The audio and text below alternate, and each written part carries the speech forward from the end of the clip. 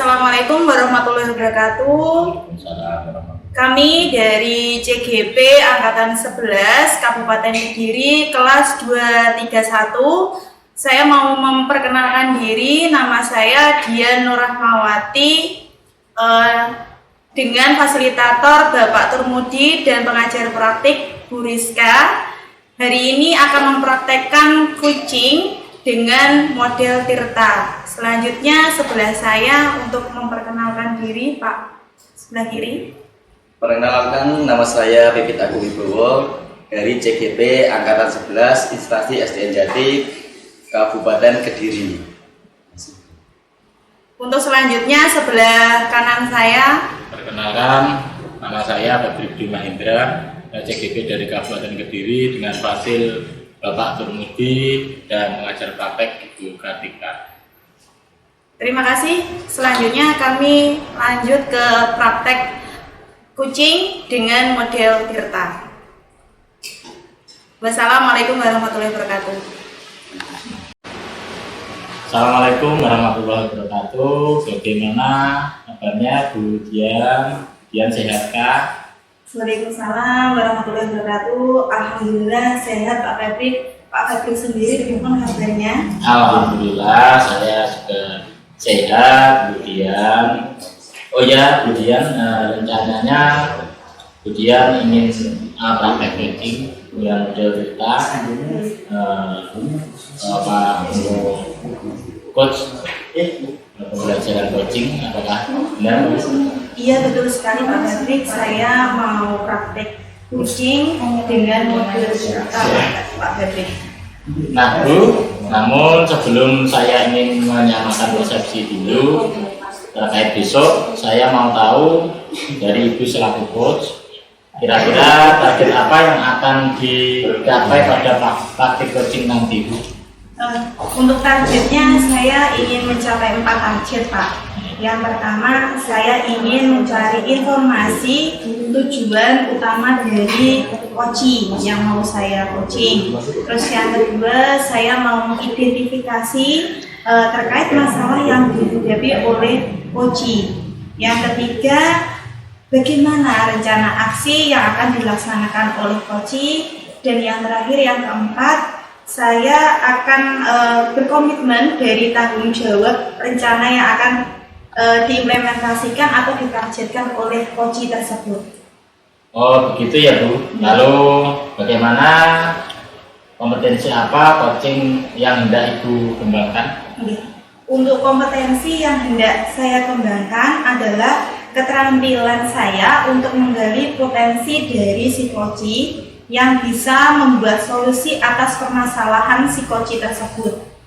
Jadi, saya hanya membantu memunculkan potensi yang sudah dimiliki oleh coaching yang akan bisa menjadi solusi atas masalah dia sendiri, Pak. Ya. Baik Bu, selanjutnya bagaimana dari kompetensi Ibu sendiri yang ingin diamati? Ya, pastinya saya ingin diobservasi oleh Pak Febri nanti saat praktikum coaching. Di bagian kompetensi saya dalam keterampilan coaching yang mampu menjadi pendengar yang baik untuk coaching, mengajukan pertanyaan-pertanyaan yang berbobot, dan mampu memberdayakan potensi dari coaching. Ya, mantap sekali Bu, sangat bagus ya kompetensi yang ingin dicapainya, baik untuk coach maupun untuk coaching. Lalu indikator ketercapaian yang ingin diraih apa Bu? Untuk indikator ketercapaian yang ingin saya raih yaitu coaching mampu mencari solusi atas permasalahannya Pak, dan saya bisa memiliki keterampilan coaching yang baik seperti itu ya Pak. Baik, terima kasih Bu, mudah-mudahan pada saat coaching nanti lancar dan mencapai target yang Ibu rencanakan. Terima kasih, mohon doa dan supportnya, semoga acara coaching nanti lancar ya Pak. Amin, amin, amin, amin. Ya, cukup sekian Bu Dian. Assalamualaikum warahmatullahi wabarakatuh. Waalaikumsalam warahmatullahi wabarakatuh. Assalamualaikum warahmatullahi wabarakatuh, Pak Agus. Waalaikumsalam warahmatullahi wabarakatuh. Ya, Selamat siang Pak Agus. selamat siang juga. Pripun kabarnya hari ini Pak Agus? Alhamdulillah kabarnya baik sekali Bu Dian. Ya, cuma ada beberapa permasalahan yang saya hadapi untuk saat ini. Nggih, kelihatan kayaknya Pak Agus itu agak murung, kesal seperti itu. Betul Pak sekali. Agus. Nggih. Pripun kita lanjut kegiatan coaching hari ini. Mungkin nanti saya bisa membantu Pak Agus untuk mencarikan solusi dari permasalahan Pak Agus. Baik Bu Dian, silakan. Nggih. Pak Agus, coba ceritakan lebih lanjut apa permasalahan dari yang Pak Agus hadapi saat ini Pak Agus. Iya, yang membuat saya menjadi murung, lemah, lesu itu ada beberapa permasalahan yang saya hadapi saat ini. Ya. Itu terkait di lembaga saya, terutama pada peserta. Itu ada dua permasalahan. Yang pertama itu terkait dari disiplin peserta didik dalam memakai baju olahraga ketika kegiatan PJOK berlangsung. Itu yang pertama. Terus yang kedua terkait sama minat belajar peserta didik yang kurang berminat. Itu yang menjadi permasalahan dua-duanya itu. Terus bisa diceritakan lagi disiplinnya itu seperti apa yang peserta didik itu bisa kurang disiplin, terus minat belajarnya yang seperti apa kok Pak Agus menganggapnya itu masih kurang seperti itu Pak Agus? Saya menganggap peserta didik kurang disiplin dalam berpakaian itu ketika setiap kegiatan PJOK berlangsung. Itu ada 1, 2, bahkan 5 anak itu kadang nggak memakai kaos olahraga. Itu yang menjadi permasalahan. Nah, terus yang kedua, ketika kegiatan pembelajaran olahraga berlangsung, anak-anak itu kurangnya yang pertama minat dalam pembelajaran saya, yang kedua mungkin kurang fokus dalam pada saat saya memberi ceramah atau materi yang mau dipraktekkan. Itu yang kurang fokusnya di situ. Berarti menurut Pak Agus, Iya. ini nanti tujuan coaching hari ini itu Pak Agus pengen seperti apa?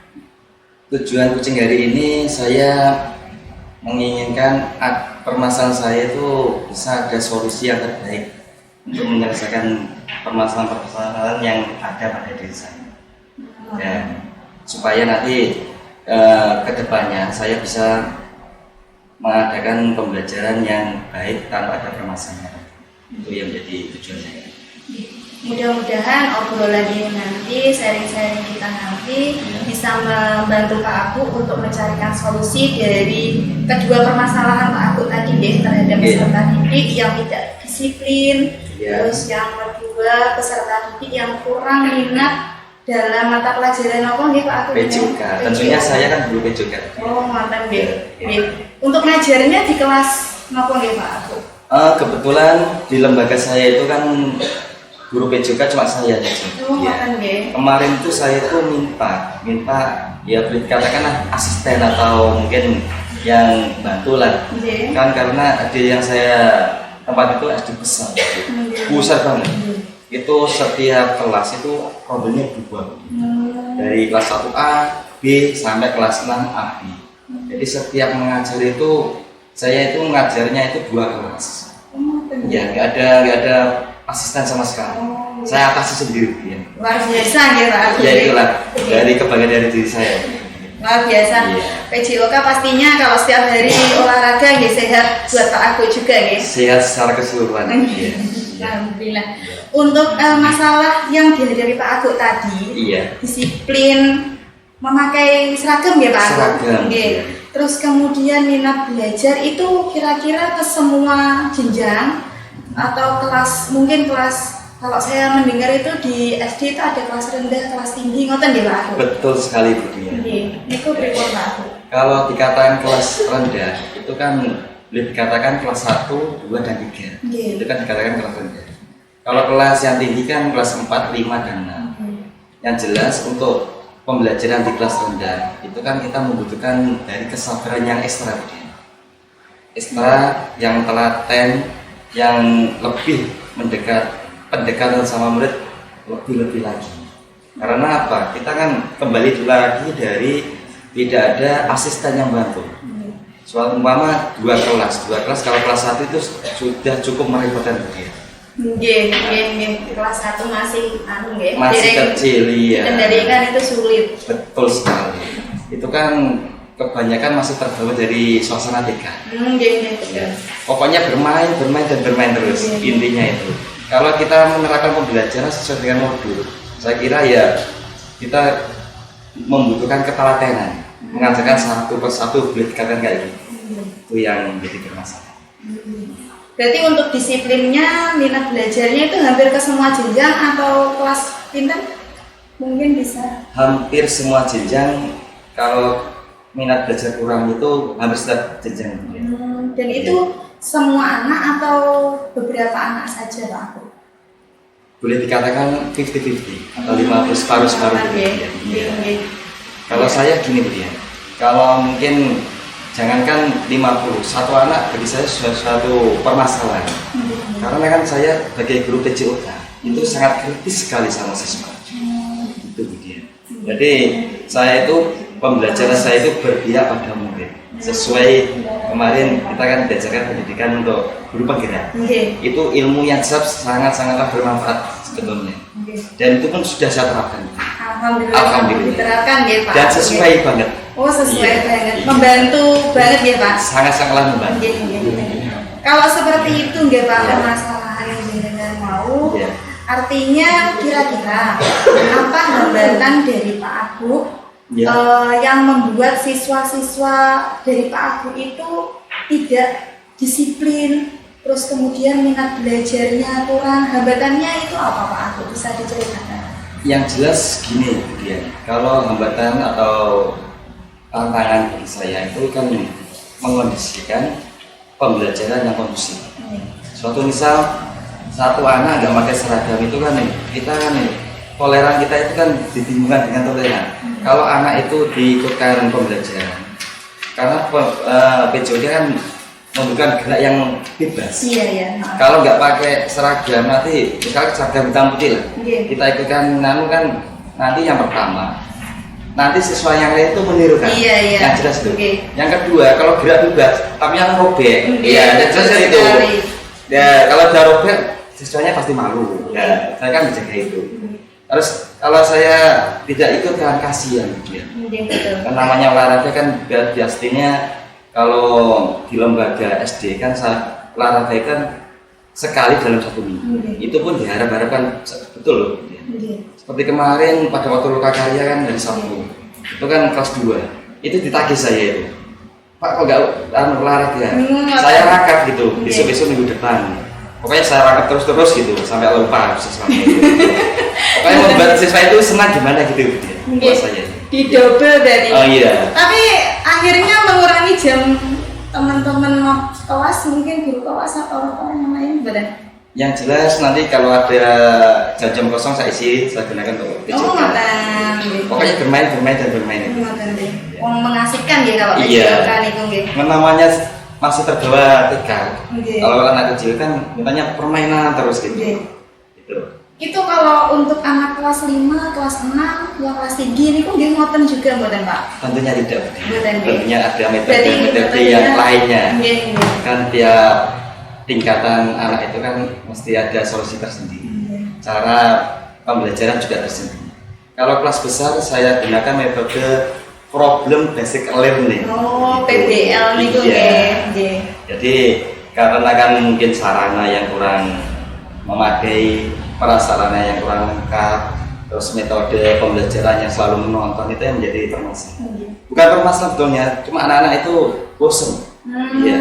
Jadi kita harus bisa, kalau saya harus bisa menciptakan suasana pembelajaran yang berbeda, yang mengasihkan dan menggembirakan.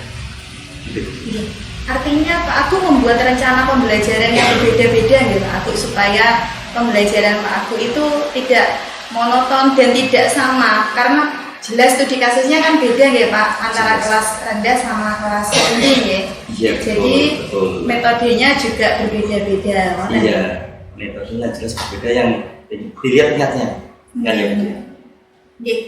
Mungkin metode pembelajaran dari Pak Agus yang kurang menarik siswa. Iya. Jadi minatnya itu kurang ngoten nggih. Itu bisa dirubah dengan metode atau disesuaikan dengan metode yang Pak Agus inginkan seperti PBL itu tadi. Selanjutnya ke rencana asing ya Pak Agus. Kalau sudah seperti itu tadi Pak Agus, Iya. sudah anak disiplinnya nggak pakai, terus nggak pakai baju olahraga, Iya. jelasnya juga mengganggu bagi yang perempuan kan rok nggih, Nggih, rok. rok nggih bela itu. Terus untuk yang kedua minat belajarnya itu kurang. Iya. Pak Agus itu terus bagaimana langkah selanjutnya? Rencananya seperti apa? Tetap saya nanti akan berdiskusi. Kalau anak dikasih tahu, kemarin sudah saya kasih seperti apa itu pendekatan. Pendekatan kan setelah pembelajaran yang tidak ikut atau tidak memakai seragam itu kan saya suruh masuk ke ruang saya. Dalam artian saya juga merangkap dia. Oh, Di merangkap. lembaga itu merangkap, tidak cuma guru PJOK. Kenapa Pak? Ya kadang ya dinas apa itu merangkap kesehatan, UKS maksud saya Oh, itu. ngoten ya, Iya. Pak. UKS terus kadang itu koordinator Ekstra. banyak sekali budian di lembaga saya kan SD besar. SD besar. Iya. Tapi Pak Agus ceritanya tadi sarana prasarananya memang harus perlu diupdate ngoten nggih. Iya yang jelas itu ini pembelajaran lebih menarik lagi, lebih semangat lah bisa berdiri itu budian. Iya. Lalu perubahan-perubahan apa saja yang akan Bapak tempuh dalam pembelajaran supaya minat siswa itu tadi bisa meningkat lagi Pak dalam pelajaran PJOK? Perubahan yang akan saya wujudkan itu tadi metode dari pembelajaran yang menuntun kita ceramah anak suruh praktek itu saya metode tadi problem based learning tadi. Oh, iya. Jadi model ceramah, penegasan, presentasi dan praktek Nggih. dan ditambah dengan permainan-permainan yang mengarah ke materi. Itu. Ngoten-ngoten. Iya. Kemudian kegiatan pada metode dan model pembelajaran tersebut sudah jenengan terapkan di pembelajaran atau akan jenengan terapkan? Ini sebagian kecil, baru bagian kecil Bu dia. Oke. Ini sudah saya terapkan, cuma Oke. nanti untuk keseluruhannya masih dalam proses. Oh, ngoten. Iya.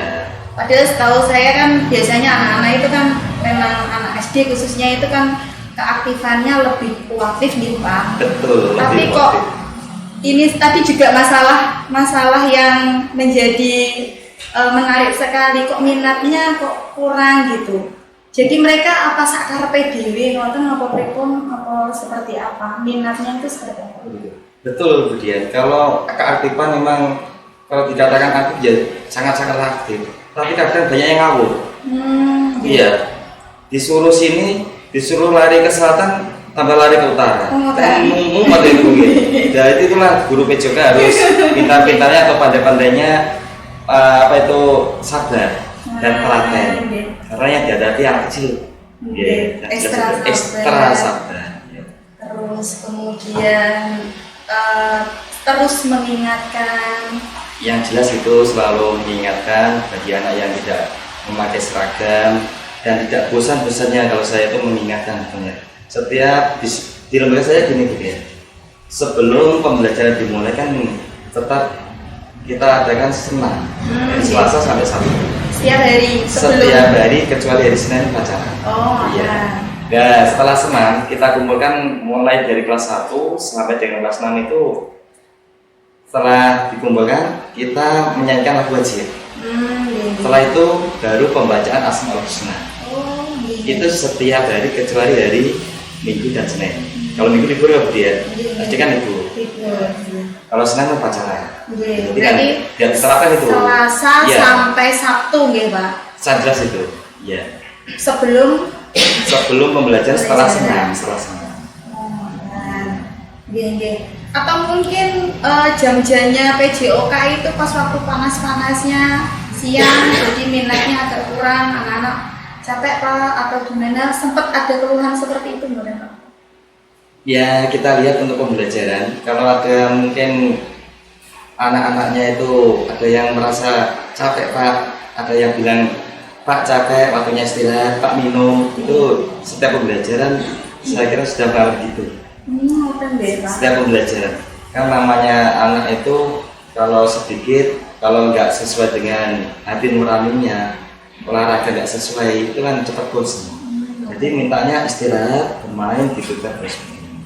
Jadi nggak mau masuk ke materinya Nggak biasa sulit. Ya itu makanya guru PJK kan harus menyesuaikan, harus gimana mengarahkan anak itu bisa menerima materi yang diberikan pada waktu itu.